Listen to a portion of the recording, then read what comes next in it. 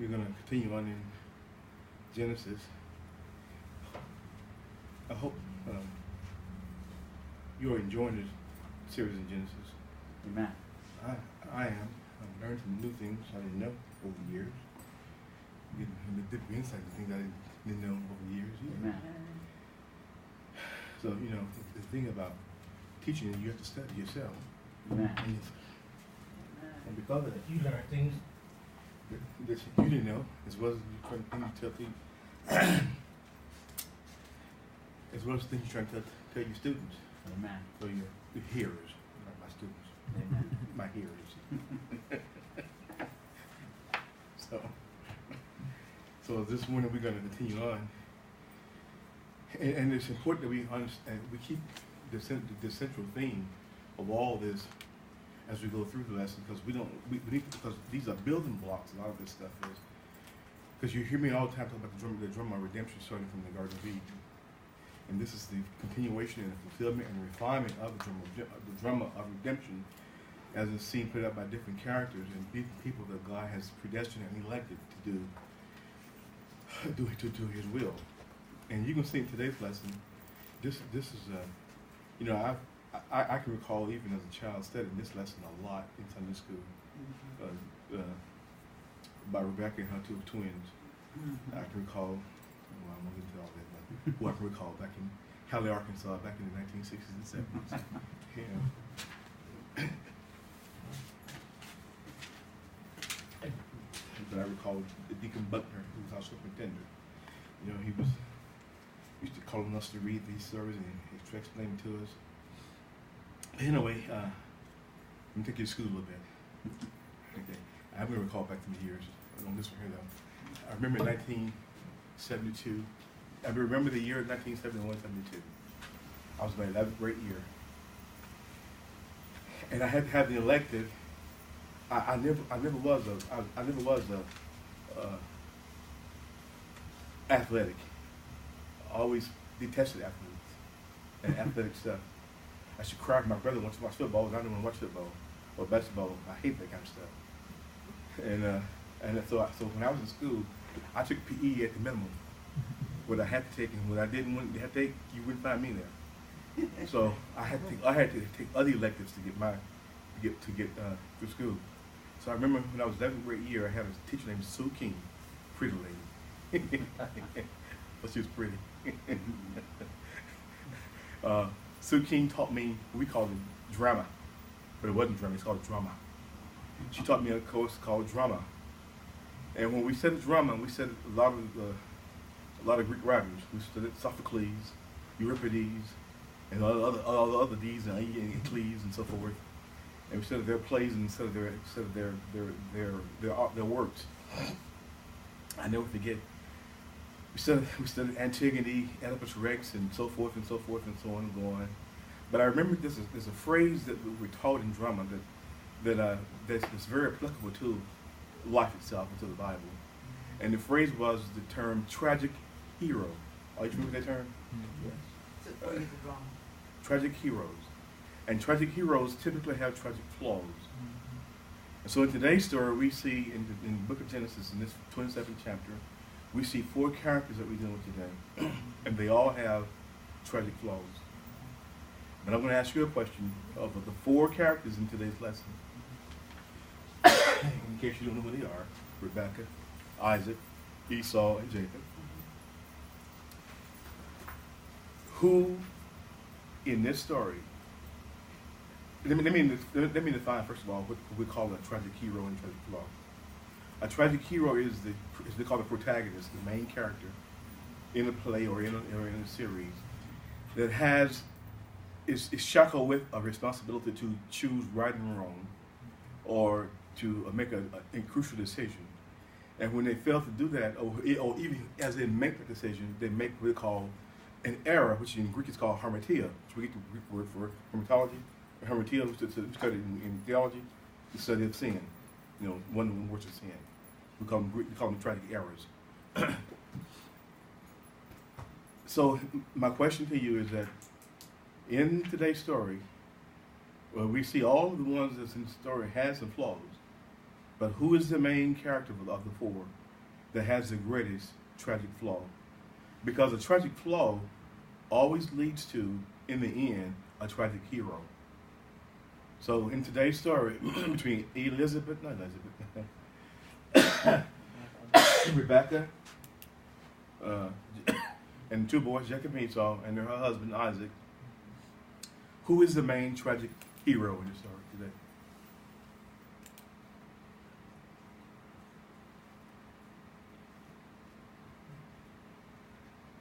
I would think it's Isaac. Okay, why do you think it's Isaac? Because he had the responsibility of passing on the blessing, and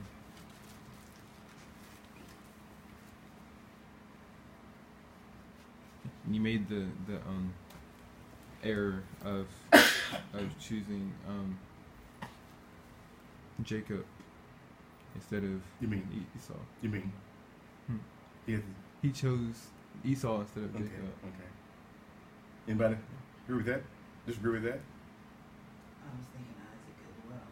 Okay. What do you think? Well, I also thought that when he heard Jacob's voice, he knew that was Jacob. Okay. He knew that wasn't Isaac because he can tell by Esau. the voice. He can tell it wasn't Esau because he could tell by the voice. Uh-huh. But his uncertainty was when, he got asked him, well, the last thing is let him come a little closer. Let me smell it to see if this is really Jacob or Esau. But I really believe that he believed it was really Jacob. But he passed on the blessing anyway because stop right there. You said a key point. But in spite of his reservations, in spite of his doubt, he passed it on anyway. Why did he do that? One prophetic.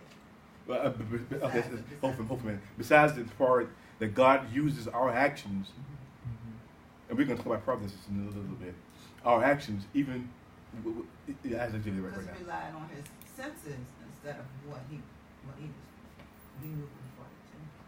Okay. Because he couldn't see, so he relied on his smell, sense of touch. Okay, but he uses his senses. Remember how many senses did he use in the story? How many senses did he use? Smell, 3. touch, 3. What was it? Touch, smell, and hearing. Smell, touch, Okay. Okay. But remember now, in spite of all those things, and this is important, Isaac was bent headlong toward hell to do his will as opposed to God's will. So therefore the urgency of it, even though in his doubt, that's why I want to ask the question why. Even in the urgency of him to fight against God's will, he still blessed him. And I want to point to you in the story and to answer the question that Isaac is the most flawed character in this story. And I'm going to try to explain why this lesson, why he's the most tragically flawed character in this story. They all have flaws. Isaac had a flaw that he was driven by sensuality, his senses, and every single one of the senses he utilized because of his blindness deceived him. Every single one of them he used to verify did not verify. He should have had E-verify.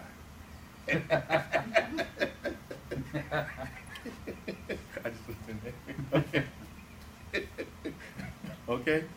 So every one of those senses he used to get to what he thought was the truth, they failed him. Did you also taste earlier? No. Okay, so it's no taste. 4 and taste. Okay, which is associated with smell, of course, but taste. Because even every single time that he used his senses to verify something, he was tricked. He was deceived. Even in his taste, he thought only Esau could make the venison that he liked. But But remember one thing, he wasn't thinking of it, I guess. Even though when he was young, bought in the venison, Mama prepared it. And Mama got used to it. Even his flavor, his taste. Mama knows what you like and how you like it, the way you like it. Hot or cold, too sweet, too salty, too whatever. She knows it. And of course Esau passed on, so he said, he was driven by his senses, his sensuality. And as a matter of fact, he was willing to defy God at the expense of his sensuality by using his senses to get what he wanted. Okay, this is, I'm going to tell you the truth. This is one of the saddest stories on the family in the Bible. Especially from the time of Genesis 1 to this point. This is one, we had some bad things happen, who killed each other and everything else. This is a very bad, sad chapter in the Hall of Hero faith, the members of the Hall of Hero. And before I go further, let me finish here. You know what I like about the Bible, especially the Old Testament, though, and especially Moses. Moses shows warts up real close. He come in for the close-up, Brother Harris. He gets into your ear hole. He gets into your eyeball. He gets into your mouth, into the hairs of your nose. He gets up real close and personal with you. And he shows every detail of your life, even though these are people chosen by God. And this brings me to another reminder. There's a guy that his name is Sinclair Ferguson. He's a Scott preacher, theologian. Sinclair Ferguson, he preached a sermon on this. He says the abounding grace of the chief twister. Abounding grace to the chief twister. He says, you and I would never have chosen Jacob. You and I would never have chosen any of these characters based on how we see God to be holy. Mm-hmm. And that goes to show you that we all, as I said, no man seeks out anything. God has to seek us. Otherwise, we would never seek him. Mm-hmm. And he says it's the abounding grace that God affords to Jacob, the twister, the deceiver, in spite of himself, that God uses to bring about his perfect will. And but at the same time, passes over Esau, who was twisted as well. We see that Isaac is twisted. We see that Rebekah was twisted. And they all twisted to a certain degree. Rebekah was twisted to a certain degree because she thought she had to help God out. She had the right things in mind. She knew what God had told her. She was going to preserve what? The covenant. And I'm sure she had told Isaac over and over again, but he was hell-bent on defying God and doing his way. But she was determined that he was going to do it God's way. And so therefore, maybe I need to help God out a little bit here. So she had the right thing in mind. But remember one thing about life. You can never do the right thing the wrong way. Never do the right thing the wrong way and make it right. Remember, the means that we employ never justifies the end that we get to. God utilizes, and that's one thing about God's providence, he utilizes our means. As I said last week, God doesn't create fresh evil in us. He just uses the evil that we already have to work together with his plan and mix it all up like we call confluence to make it work out to his perfect will. So that brings us to our next point. Let's stop right here. Let's go to, I want you to get your appliances out of your Bible. What do you got? Go to London Baptist Confession of 1689. Excuse me.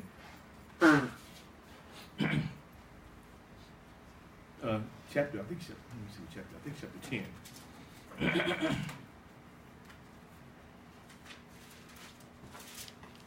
Is it the same one that we Providence. that we read? Is that chapter 10? No, it's not 10. 5. Chapter 5. Which one, 1689? Yes, ma'am. Chapter 5 of Divine Providence.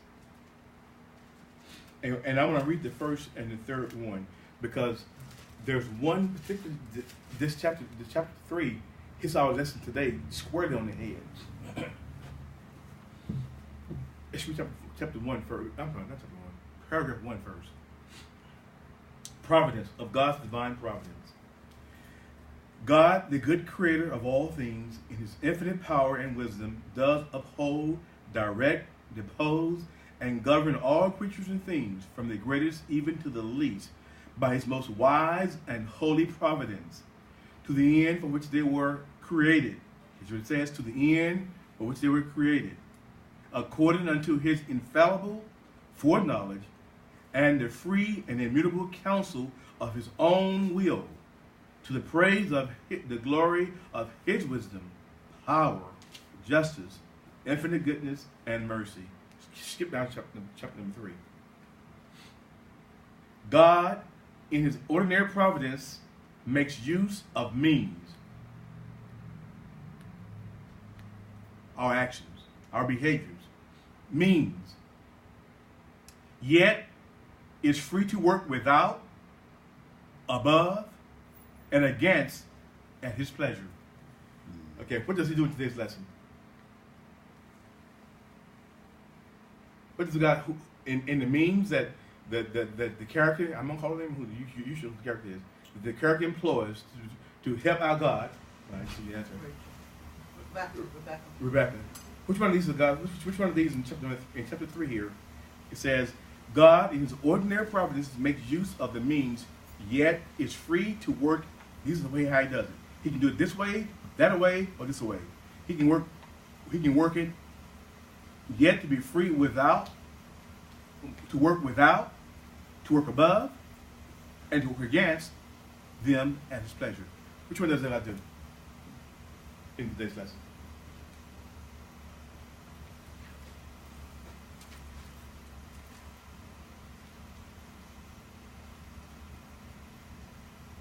You could say he does all of them, but there's one specific he does that's very clearly shown in this lesson. I'm asking you, does he work without their means? Does he work above their means? Or does he work against their means?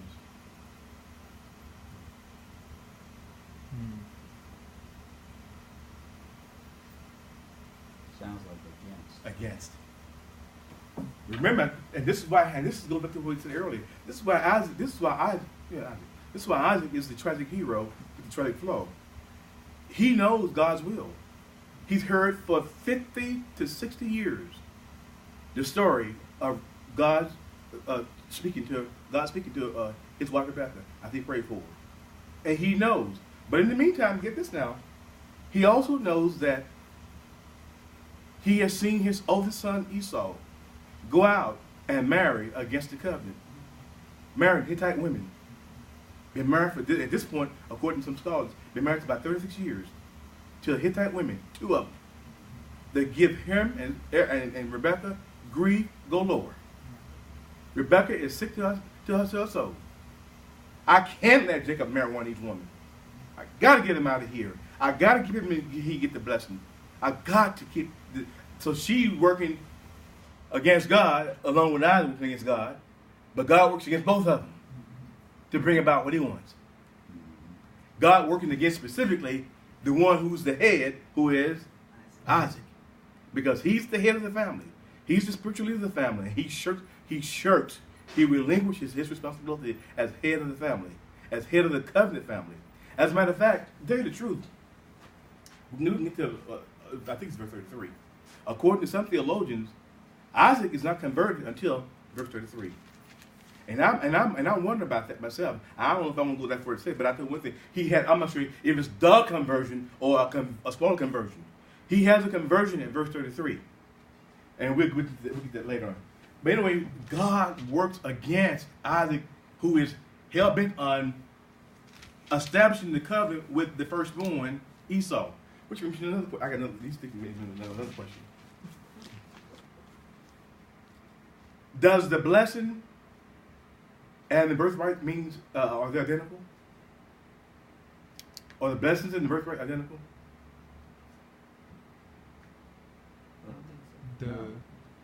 No, they're not. The birthright leads to the blessing. Huh? But the birthright leads to the blessing. Yes. But they're not identical. But they're both necessary. Remember, Jacob already had the birthright by virtue of Esau shirking it and giving it to him, didn't want it. But he didn't have the blessing. And that's and Rebecca knows that. She knows he doesn't have the blessing. And she knows without the blessing, he doesn't get the birthright. They're different, but they go hand in hand with each other. Because the blessing is to pronounce the physical pronouncement of that culture and society up on the firstborn, or the one that has first rights anyway, to that in order to receive the blessing. So that's why she's concerned about Isaac doing something wrong. Another thing too. I've heard other sermons on this passage of scripture too about family. If you this is a passage a lot of people go to for family dynamics and dysfunctional and the things that's wrong, what you don't do, what you do and don't do. It's very clear from this passage of scripture that this is a family that is so messed up. These are 7 things I copied from a writer. He says that they did this family. He said this family is so messed up that they have graceless children. Both of them are graceless. Esau marrying Hittite women, throwing their mom and dad's face. Jacob going about his business, he got his own thing going on. All he's concerned about is getting that birthright. He has no moral responsibility at all. But all he's concerned about is getting what he wants. There's unbridled rivalry between the two brothers. He said, and then the children are unequally yoked. They marry outside, not only at this point, Esau, that's married outside the covenant community, bringing in the ungodly family into this godly family. But then again, you said, were they really godly? Yeah, they were. That's why they're afraid. God ain't from me yet. God is growing them. He's really growing them because they got a lot of growing to do. Because he said, but also, you see in the father, he's at this point Isaac is about, according to scholars, when the boys were born, Esau was how old? Was it 40 or 60? 60. Scholars say at this point, Esau and Jacob are now approximately 75, 70 years old at this time. So that means if Isaac was 60 when they were born, he's at this point 136, 135. And according to the Bible, in the 35th chapter, Isaac died at the age of 180. But Isaac has this notion in his mind, at this point, he's getting ready to die. And live 50 more years. So his unnerving frailties, his unnerving, and that's funny too, because infirmities and sickness can make you feel very like you're dying next day. And it can unnerve you, make you things. So he calls for Isaac, not Isaac, Esau. They're talking in secret. Remember now, when you talk to passing on the blessing of the birthright and the inheritance blessing, it's not just a single affair with the person you do it to, it's with the whole family. But he secretly calls his favorite son and whispers to him what he wanted to do. Because he knows that Rebecca ain't having it. Because Rebecca has told him over again what God told her before they were born. And but God provisioned that Rebecca would be in earshot. We call ear hustling. And she ear hustles all this. Oh my goodness. She hears all this stuff. And she takes matters into her hand and gets to work. That's just like a mother. I can say it. It's just like a mother. They'll do things, but nothing like a mother when it comes to her children, what she wants to do. So she gets to work. What was I going with that? I forget what I was going with that. That was one more thing I'm talking about. It says, so we see that when a family is dysfunctional, how the father or mother gets so unnerved by their infirmities and make bad decisions. And he says that there were uncommunicated promises made.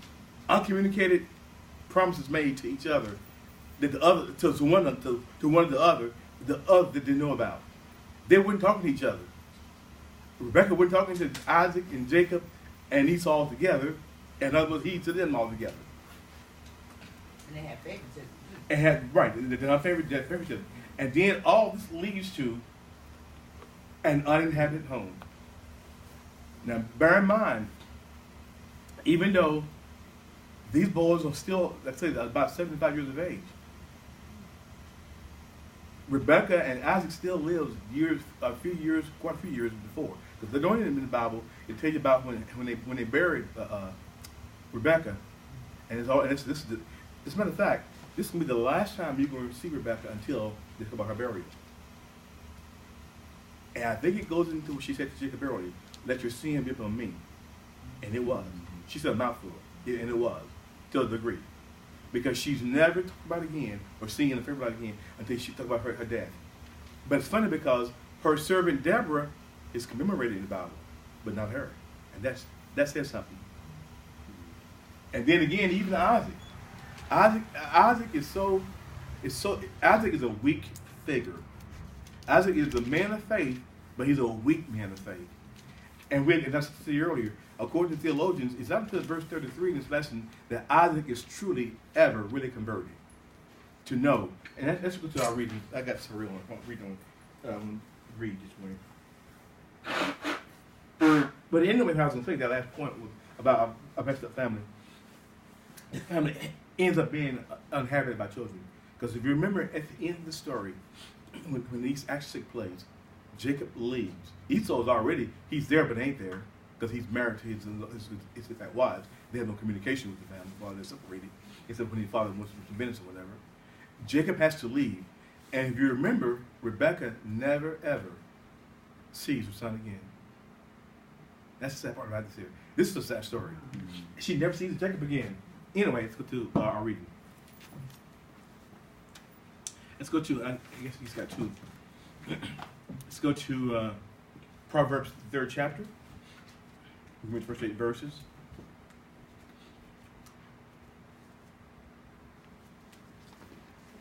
You know, when I was in school, they used to teach us, I guess it's still teaches in science. Science changed so much like everything is anymore. Some of the propositions of theorems anyway. It used to be said that for every reaction, there was an equal opposite reaction. Sin has consequences. I used to tell my kids when they're growing up, I still tell them, remember, right now, counts what, Brianna? No, forever. She learned still. Brianna, right now, counts forever. Right now, counts forever. What you're doing right now, sitting there laughing, smiling, counts forever. What I'm doing right now, put my fingers, counts forever. Right now, counts forever. Sin has consequences. Okay, let's read Proverbs, the 3rd chapter, 3.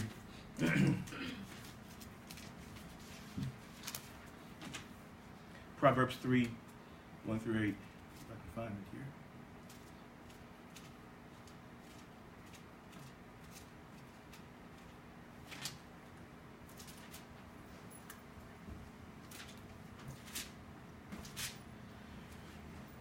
Proverbs 3.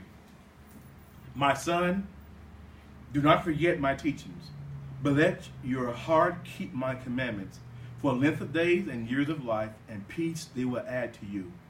Let not steadfast love and faithfulness forsake you. Bind them around your neck. Write them on the tablets of your heart, so you will find favor and good success in the sight of God and men. Trust in the Lord with all thine heart, and do not lean unto your own understanding, Rebecca. In all your ways acknowledge him, and he will make your path straight. Be not wise in your own eyes, Rebecca. Fear the Lord, Rebecca, and turn away from evil. It will be healing to your flesh and refinement to your bones. That's not only to Rebecca, that's to Dennis Ellis, James Harris, Junior Harris, Tanya Ellis, Francis, what's your last name? Warren, Brianna Ellis, and Briggs Harris. That's to all of us. Lean not to our own understanding, but lean on God. This is what Rebecca did. She got ahead of us. And Rebecca, she knew better. She remembered the story of Isaac and not Isaac, her father-in-law and mother. She'd heard it before. Mm-hmm. She knows better. But at the same time, she knows what God had told her too. Mm-hmm. And she's seeing his husband of hers as he had been on doing something opposite. And they ain't talking like they should be talking. And he must have family. She's just going to stir up a little bit. Okay? Our next reading. Let's go to Numbers 32, 33. Numbers 32.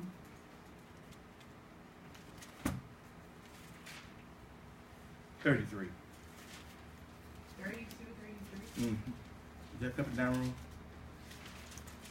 Yeah, 33. Hold on.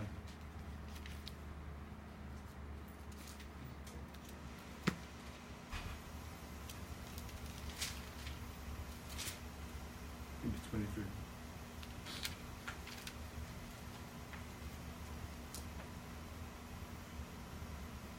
Well.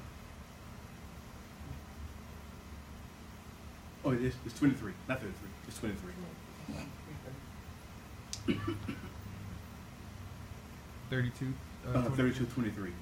But if you will not do so, behold, you have sinned against the Lord, and be sure your sin will find you out.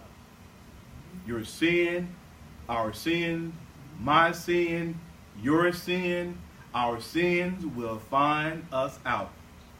This is what happened to this family. Okay? Now let's go to one more reading, then we'll go to the lesson. Let's go to Isaiah 66, verse 2.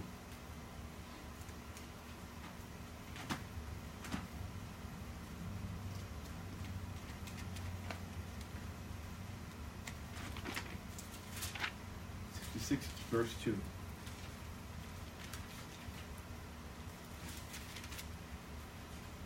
All these things my hand has made, and so all these things came to be, declares the Lord. But this is the one to whom I will look. That's what it says right here. But this is the one to whom I will look. He who is humble and of a contrite spirit and trembles at my word. Now, why did I choose this verse? Tell me why. We go to the lesson. Because when Isaac trembles. You on top of it, brother. I like that. I was going to say, but I just realized what he had done.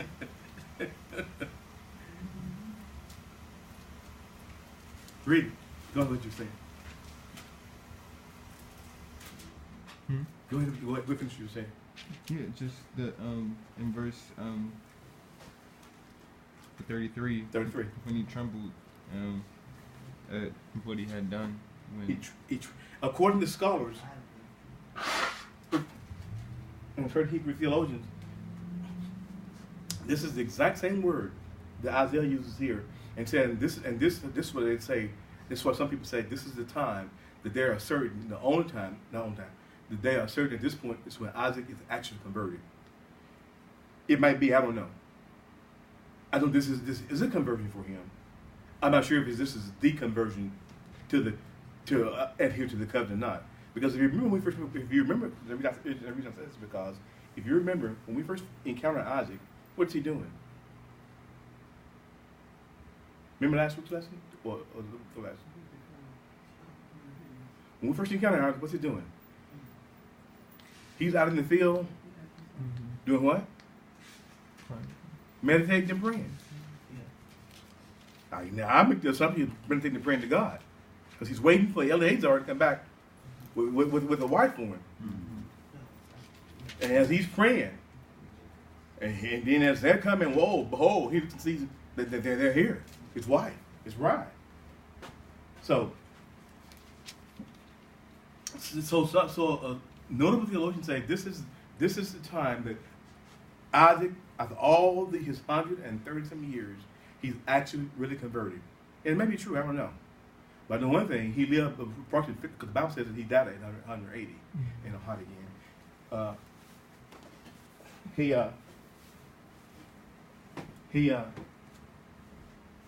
If he wasn't converted, he's converted now.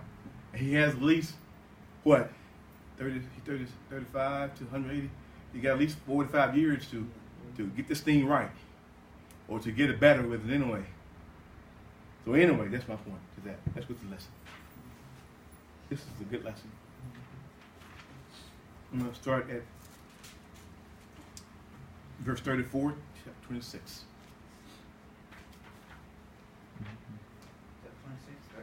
34.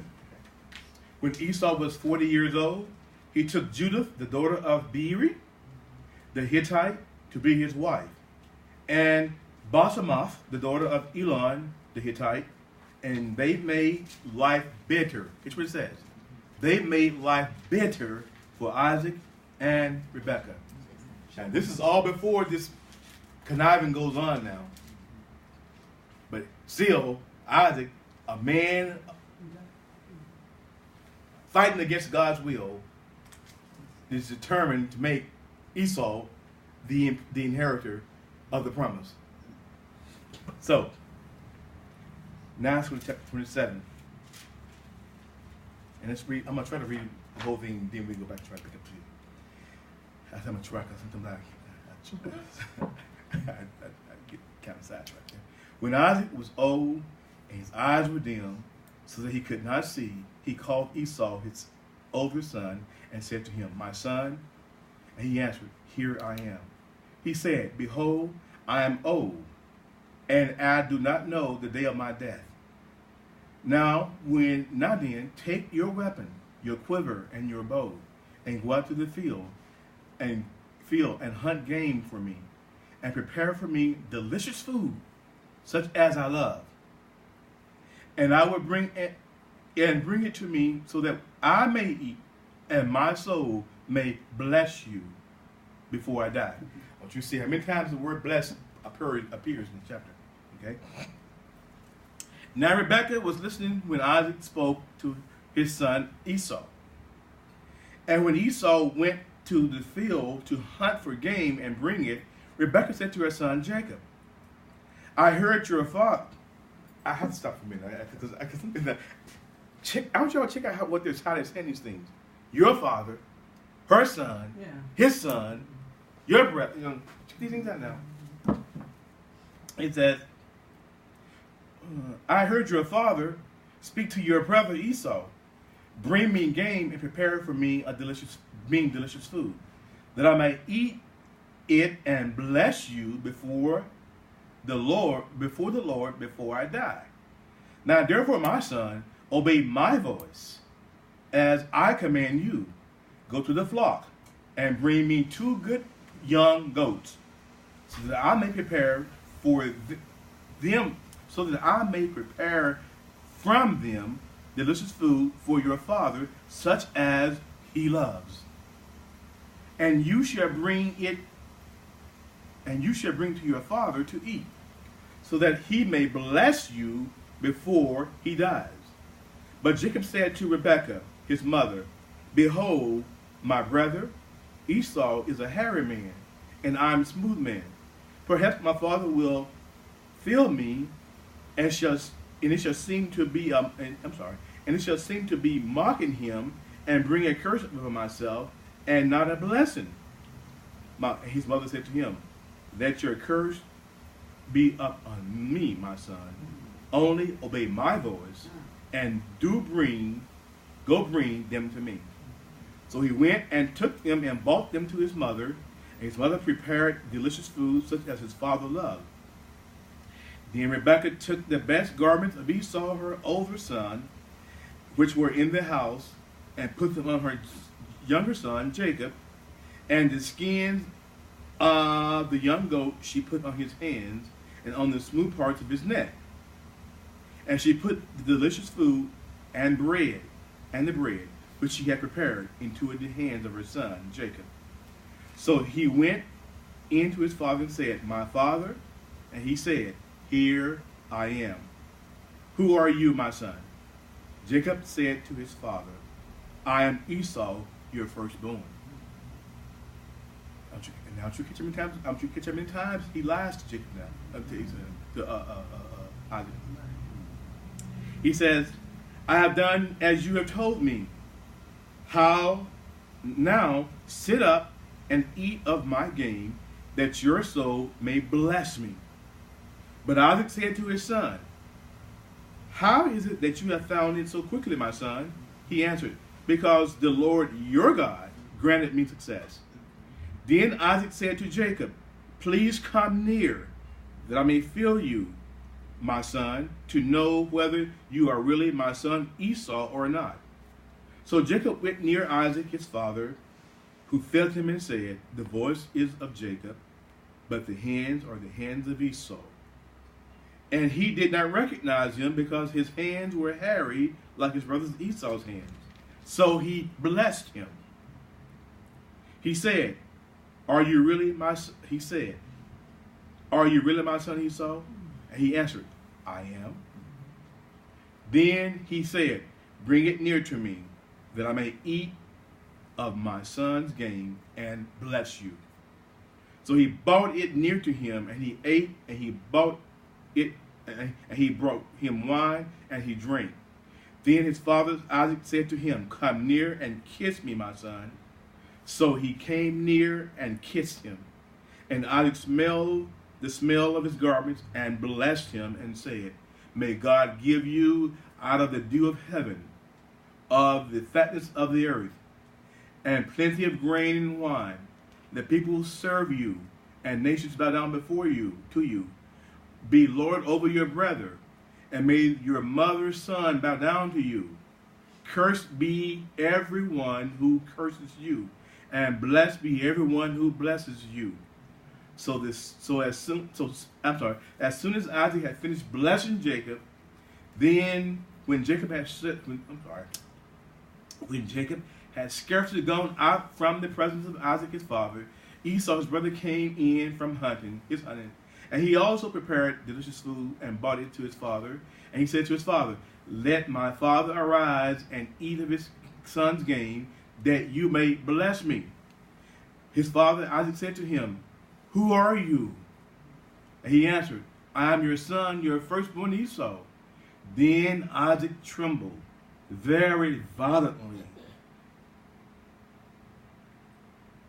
and said, "Who was it then that hunted game and brought it to me, and I ate it all before you came? I have blessed him. Yes, and you shall be blessed." Yeah, he shall. Yes, I'm sorry. Thank you for catching that. That's important. "And yes, he shall be blessed." As soon as Isaac heard the words of his father, he cried out with an exceedingly great and bitter cry, and said to his father, Bless me even me also, my father, O my father." But he said, "Your brother came deceitfully, and he has taken away your blessing." Esau said, "Is he not rightly named Jacob?" Remember, he said, it's his name. He's a supplanter. He's a heel catcher. He's a usurper. He's a deceiver. He says, "For he has cheated me these 2 times." So he said these 2 times. What are you referring to? The birthright. The early passage he took his birthright from him. But is Esau correct here? Yeah. Is it really correct here? He said he's cheated me these 2 times. Remember how Esau came in the first time now? First time he gave it to him. He had no regard for his birthright. But the Bible makes that very clear. He had utter disdain for God. Right. You know, So maybe he's not really correct in that. he's correct that he's been cheated twice in his view. But in reality, he has not been cheated twice in his view. But he's saying there have been 2 instances where he's got a hold on me. Yeah, he got on twice. He did get on twice. But I think his characterization is incorrect. And he says, what verse was that? 34. No, we're on 36. Okay, well he says, for he's cheated me these 2 times.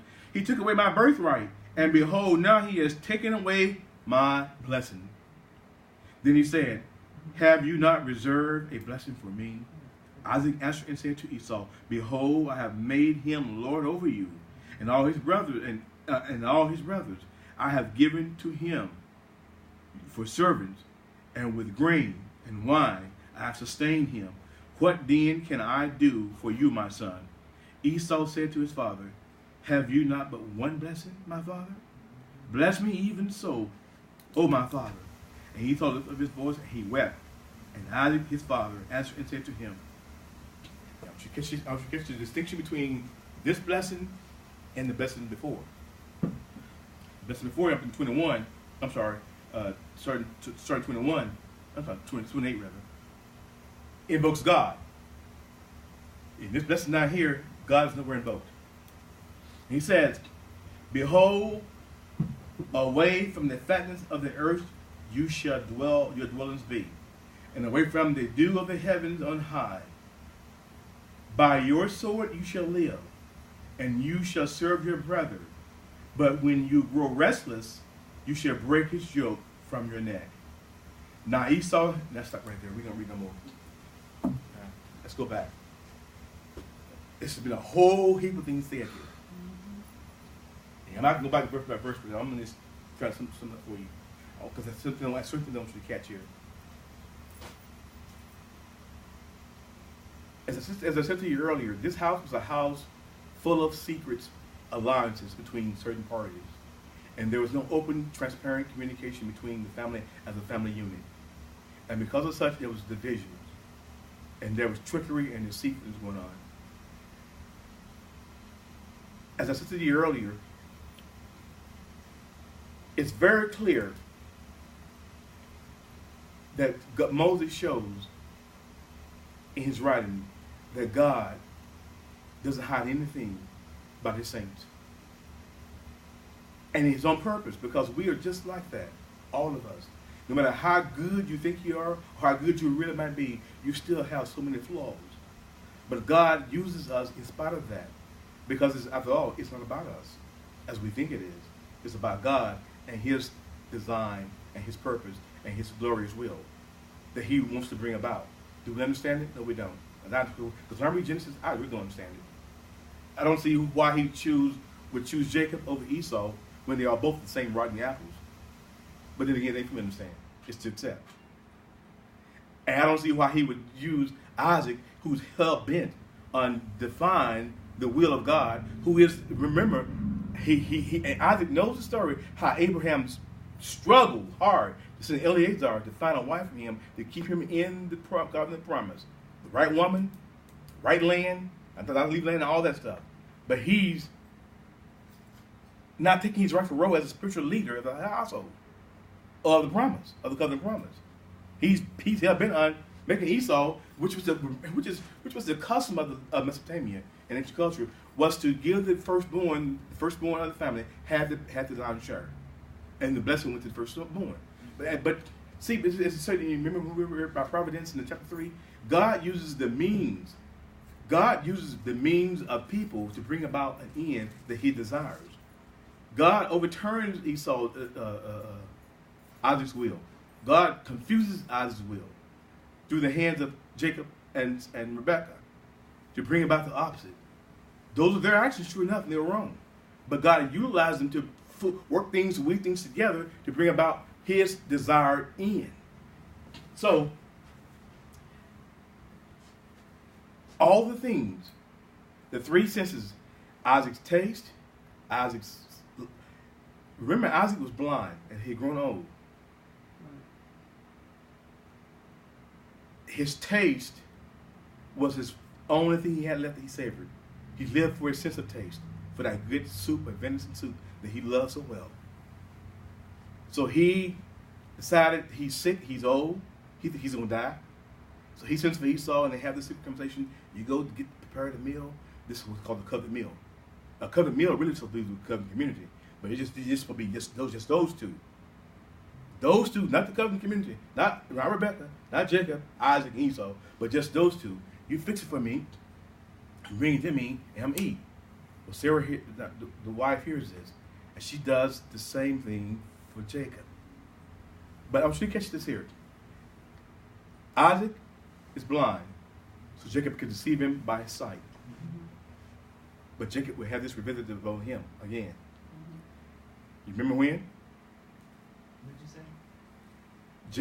Isaac is blind, and Jacob deceives him because he can't see him. But Jacob will have the same thing reversed for him and return to him again. Remember when? When he flees. When he flees and goes, he works for Rachel. Oh yeah, he ended up getting leave. And ends up because in the darkness, with a garment. Remember what happened? He puts on whose garments? He puts on Esau's garments. Right. The garment of deception. But what does Laban do? Deceives him. Buy a garment. Yeah. By covering up with garments. Get your connections in. He used the same. So I said, so right now counts forever. What you do, return. As a matter of fact, I believe what the Bible said. It says, what you sow in the wind, you reap in a what? A whirlwind. So in essence, they tell me it comes back, maybe come back even a little bit stronger than you gave it out there. They put it out there. So, but also, check this out. The very thing that Isaac lived for was that good taste of that savory venison that his son would fix. His wife deceives him by fixing it just like that with 2 kids. Why a kid? I don't know. Because I suspect a kid, for one reason, I know why a kid for the hair. Because the softness of the hair. Because if you got an older goat, the hides would be too rough to deceive him with the field and everything. I understand that part. But I'm not sure about the meat, the taste of the meat. But she knew how he liked it. And she prepared it. So she deceived him with what? The very thing he lived for, she took it and deceived him with it. With the taste. Because he thought it was what? The same taste that Isaiah, not Isaiah. He thought it was the venison. Right, the Esau, right, exactly. Then he deceives him again with the touch. The skin. Hair. He like his brother Harry, it was from the very beginning. That's when Esau early. How Harry was. Yeah. So he obviously the things that he was touching, even he divorced. He know like you said earlier. He knew when Esau's divorced. So he asked him to come closer. He feels him. Feels the hair on his neck. The hair is on his arm. It's like Esau. But at the same time, when he comes closer, he's smelling for the feel of fertility from the ground. He smells the fertile fields. He smells the dominion over the sweat of the brow, the dominion over the land. Hell, it's Esau. Yeah. So he blesses him. But at the same time, this is the first time in the Bible mentions to us a kiss. The kiss of deception. In that culture, when they sealed the deal, they killed it with a kiss. Yes. The kiss was the seal of a covenant. So Isaac tells Jacob, come near.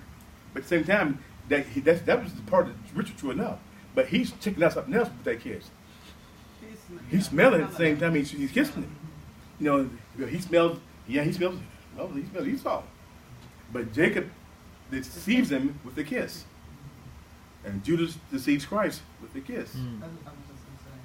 So it's all these connections here. He with all his senses. That tells us something. Don't rely on your senses for certainty. Trust in the Lord. But he says to Rebecca, with all, lead down to your understanding, but with all your heart, trust in God. So what happened? Isaac, all the things he's devolved down to his sensibility, a man of sensuality, and every single one of them deceives him and fools him and makes him tremble and converts his soul. I believe this is conversion myself in 33. So do you think that Isaac, because even though Isaac said it, the voice sounded like Esau. Jacob. No, he said it sounds like Jacob, but he smelled like Esau. But do you think that he relied more? You're saying that he relied more on his senses. So he had to rely more because he was blind. Because he was blind, right? So and what the Bible is picturing here is that he was so far removed from the covenant. Right. See, when you're a man of the world, you rely on your sensibilities, your sensuality, the world, and not God. He should have been a praying man, and I'm supposing I'm hoping he did, because he is in the Hall of Fame. Before he died, I know he was. He hoping, that 40, 50 years, he learned from this here and really marched to Zion, on a better path. But the point being is that all these things he used as his guideposts were deception and deceit and failed him. So my question is again, when Esau came in with his venison and was looking forward toward his blessing, and he said, "Do you have not for one blessing, Father?" And see, and let me discuss that for you. In Jewish culture and in the ancient Near East culture, the blessings of the proprietor for the family, the judicial, spiritual head of the family, was only for one person. Right. It was not shared, and that's why if you're familiar with a lot of black families that came out of slavery, when they got a little property, they left it, and how did they leave it? Remember how they left it? Share and share alike. They didn't leave it to one person. they left it to all of them. All of them have to agree. Your mother's property is that way. Yes, My father's property is that way. Mm-hmm. I know a lot of black people's property that way. All parties have to agree. That was a postscript to that in their mind. But in the Jewish culture, that blessing, the lion's share there was blessing for the others, but the lion's share, 2/3 or more, went to the firstborn. Right. And also, but you were shackled with the spiritual responsibility to be the spiritual head and leader of the family. But God had already rejected Esau. Esau never even wanted it by his own action. And Rebekah knew that. That's why she was so insistent on Jacob getting it, because God had told her. But at this point, Jacob wasn't no better at this point. Because remember now, Jacob ain't going to be converted. He's on down going to Padan-aram and at Bethel, where he meets God. And you remember now how Jacob lies to his father 4 to 5 times. Let's just read this part. I'm going to read that. Go to verse 18. He said, I am here. Who are you, my son? He said to his father, I am who? Esau. I want you to remember this here, because next week's lesson, I'm going to ask you a question about this here. He lies to his father. He says, I'm Esau. And he's not Esau. We know he's Jacob. Okay? And he says, I have done what you told me. That's a lie too. Because he didn't. He didn't go out and hunt. He didn't find a venison. Mama fixed that venison that kid. He went to do what Mama told him to do. And you remember in the story, he kept on saying, your father do what your father do, or do what your mother say do. It's very clear that she's saying, you're my boy, and he's his boy. You do what I say do, and we'll be okay. He do what he say do, and he gonna lose out. You know what he said? He says, he said, I've done what you told me. Now sit up and eat the game that your son may bless me. And she said this, I think that I've done at least 10 times. I don't know how many times. The word blessing. This is about the blessing of God transferred the Abrahamic covenant being passed down to the next generation. And it says, somebody maybe bless me. But Isaac said to his son, how is it that you have found it so quickly, my son? And he answered, because God has provided. That's what he said. The Lord, your God. Because the Lord, Your God. the Lord, Your God. your God, Your God. Wow. the Lord, your God, granted me success. He's lying again. The Lord, small Lord, my mother. Let me trick you about it. I got it so fast. We're on top of this game. And he said, has blessed me. And Isaac said to Jacob, please come here. Yeah. That I may feel you, my son, and know whether you are really my son Esau or not. So Jacob went near to Isaac, his father, and said to him, the voice of Jacob was with the hands of Esau. And he did not reckon because his hands were hairy and his brother like his brother Esau. So he blessed him. And he said, again, are you really my son Esau? And he said, I am. Then he said, bring it near to me. So when Isaac has finally resigned to the fact that, yeah, this is Esau. But in his heart of heart, I think he really knew he wasn't. I think he knew too.